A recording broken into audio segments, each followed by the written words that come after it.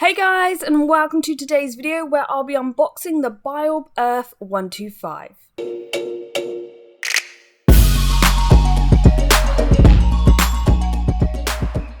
Now, I want to be completely upfront with you guys. Oase did send me this in order to be unboxed, set up, and reviewed, and I will be as brutally honest as possible because I must admit, initially my first impressions were not great, but I will be doing a full setup and review in the near future so I can give you a better idea of how well the tank actually works.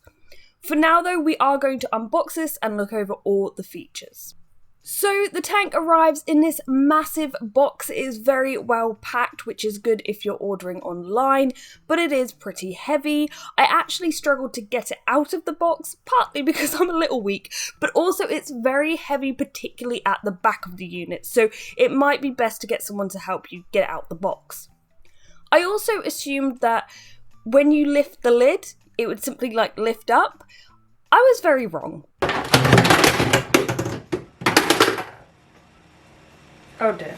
It comes apart into 3 pieces, so I assume you're only meant to lift up the sides as the middle unit holds the lights. You can of course move the middle unit to the side when you're sorting out the tank, but there are also holes in the side if you were going to drop food in for your pet. Now personally, I do find this a bit of a weird way of doing a lid, especially if you want easy access, but I guess it's personal preference. I should also point out that I believe this is made of perspex or acrylic rather than glass, which may be prone to scratching, so I'm going to have to be extra careful when installing decoration or drainage or manoeuvring that lid. The tank itself is approximately 57 by 50 by 56 centimeters, so let me know below what kind of animal do you think this will be suitable for. I'm not sure if I would personally recommend this for leopard geckos. I think for an adult you probably want to aim for about a 90 centimeter long for a leopard gecko, and at the moment I do not plan on putting any animals in here, just plants. Another thing I discovered when unboxing this is the tank doesn't actually come with any instructions, which is a bit strange considering there are so many features on this. There is a book that is translated into many languages, and this small section of English pretty much tells you what the part names are and what the LED indicator lights mean, but that's really it. Once you get the app working, it should be fairly straightforward. Speaking of the app, this is meant to be an all-in-one vivarium that is controlled by an app, though I will say the app does have mixed reviews, many people complaining that it isn't very good. And I will say my experience at first did back up these reviews. I had the app crash on me, then when I connected my phone directly to the tank, it would not activate it. Day after day, I was trying to connect this, trying to get it to work, it wasn't happening. At one point, it literally couldn't find the tank. A few days later, I managed to connect it, I don't know how. Now, of course, I've only tried this for 30-45 minutes whilst doing this video. It will be interesting to see how this works over the next few weeks. But so far, once the app is working, it was actually quite fun to use. Anyway, let's look at some of the features up close. So there is a heating system built into the tank from above, below, and on the back. Though I feel the underground heating is a bit of a weird choice, especially if you are setting up a bioactive tank, as the heat would have to travel through the drainage media and soil before it gets to your animal. And usually in the wild, if an animal is burrowing down into the soil, it's to cool down, not heat up. And I am also slightly worried that the heating may also frazzle the roots of the plants. I just find this to be a bit of a weird choice, and I was hoping that I could control the heat, like where it comes from, and maybe turn off that underground heat, but once you set the temperature on this, it kind of comes out at all angles. I did find the tank heated up quickly and took a while to cool down. It was originally set at 26 or 27 degrees, and I set it to be 22 degrees at night.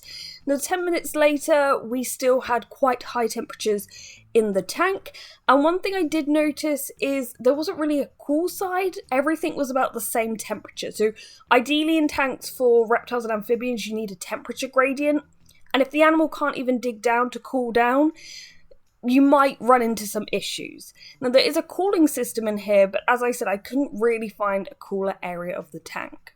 Next we have the lights. Now these are located in the middle section of the lid, and once plugged into the tank, the unit can't really be removed. It can be lifted but not fully removed. These lights are a combination of growth lights, infrared, UVA and UVB. Now this isn't a typical UV lamp, it's a cold cathode lamp. Not something we usually see used with reptiles, it's kind of old tech. It does have a long life and it is dimmable. Apparently this whole unit should last me 20,000 hours, so no need to change it like you would a regular UV lamp. However, after doing some brief research, I did find that these kind of lamps are usually used in aquatics for sterilizing things through UVC, and even Stanley, who makes the lamps, when you look them up, they actually specialize in UVC lamps. This is not something we want this lamp emitting.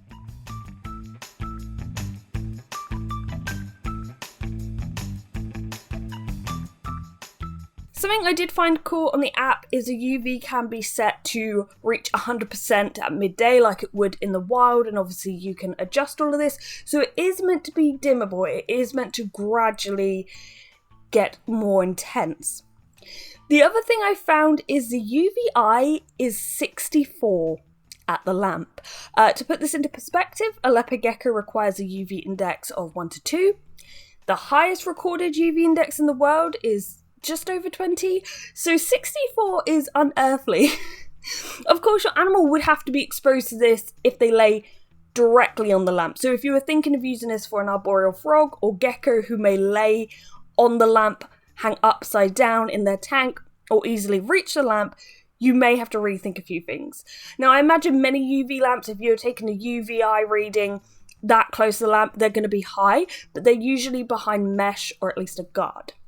Now, the UV index drastically drops the further away you get.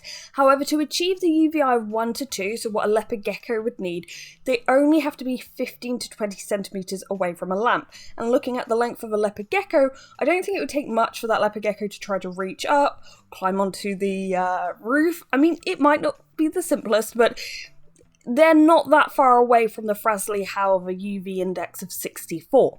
So in my eyes, that's pretty risky, especially as also you were thinking of putting like a crested gecko in here, an animal that could easily reach that.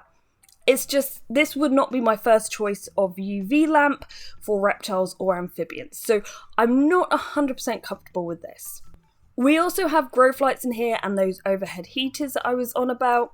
You can also customize the light color, brightness and temperature on the app, which is quite cool.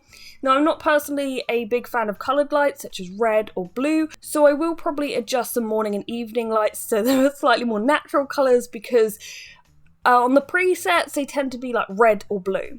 You can also play the entire light cycle so you can see how your tank will look during the day quite quickly. Warning, this does get pretty bright, but it's cool that you can actually watch through that quickly. I haven't observed this throughout the day yet because I've yet to set up the tank, but that was quite a cool aspect. Now, features I do like the rain and humidity systems. It's really handy to have this all built into the tank, and the fact that you can set this by the app is really fun. You can literally set the certain times of the day when you want the tank to rain and how long for.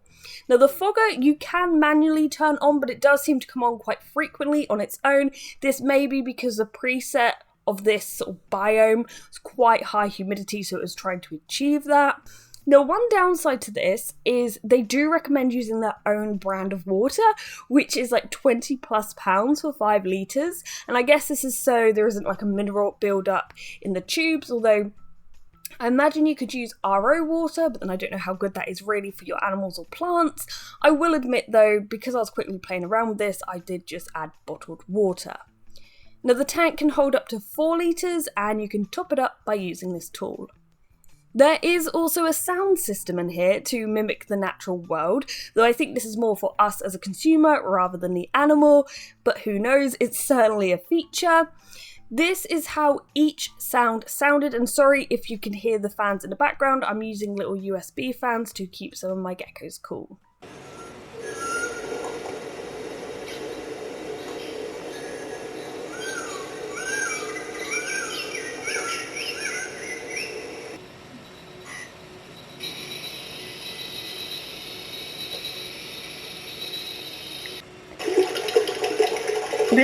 forest stream day. I'm going to turn it down so it's more subtle.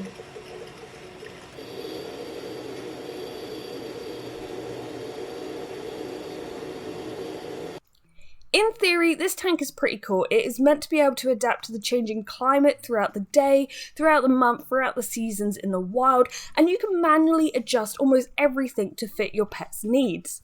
The design of the tank is very sleek and fancy, and I think it would make a nice display terrarium. Though this tank will set you back almost £1,500, so it is not cheap. I think it would have been better if there was better access to the top of the tank, if the app was slightly more reliable, there wasn't a heater on the floor, or at least you could manually control that to turn that off. If there were manual controls in case the app failed so you could sort of override the tank. I'm not sure what will happen if the Wi-Fi drops out, for example. And it would be cool if the UV technology was a little more up to date and it felt a little bit safer. I would have loved to be able to put a T5 or something I could easily change out depending on the species I'm keeping, but I understand this style of lamp may have been chosen so it can be dimmed. I look forward to trying this out over the coming weeks, and as I said, I do not plan on adding any animals in here just yet, but I will certainly plant up this tank, and I'm wondering actually, would you like to see the build as a separate video, or would you like to wait and see it as part of the full review? Let me know in the comments below. So are you excited for the tank? Is this something you might consider getting in the future? And what feature is your favourite? I hope you've enjoyed today's video. Thank you to Oase for sending me this tank to try out. Boop that like button if you haven't already, and goodbye.